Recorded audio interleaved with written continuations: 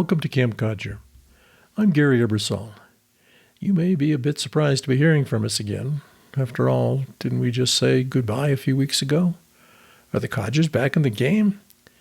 The short answer is maybe. This is an experiment and may end up being a very short comeback tour. When we decided to wrap up the Camp Codger podcast, I had convinced myself that I was ready to move on. However, to be honest, a lot of my retirement identity was wrapped up in Camp Codger. In our circle of friends, we were the old guys that did the podcast for seniors. Most folks thought that was pretty cool. So did we. But I rather miss producing Camp Codger. So, after much pondering as well as consulting with my fellow Codgers, I decided to relaunch what I'm calling Camp Codger 2.0. This version of Camp Codger will be different in several ways. First, the Codger participation will be different. Randy has moved into the role of Codger Emeritus, perhaps appearing in a short episode on occasion.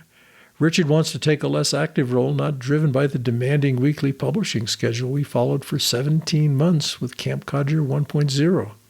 I completely agree with that sentiment. In the new Camp Codger, episodes will be published pretty much when we jolly well feel like it. Frequently enough to stay engaged with our listeners, but not so often that doing Camp Codger feels like a job. After all, we are retired, right?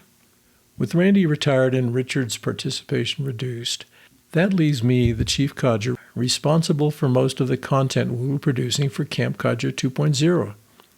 Richard may contribute the occasional short solo episode on a topic that strikes his fancy, or he and I might engage in a conversation on a topic that grabs our attention.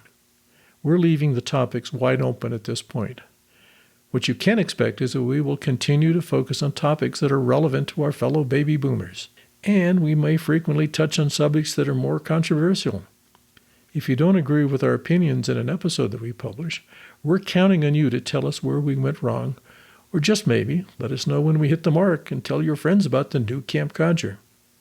As a rule, you can expect these episodes to be shorter, ideally under 10 minutes. Don't be surprised if some are just a few minutes long.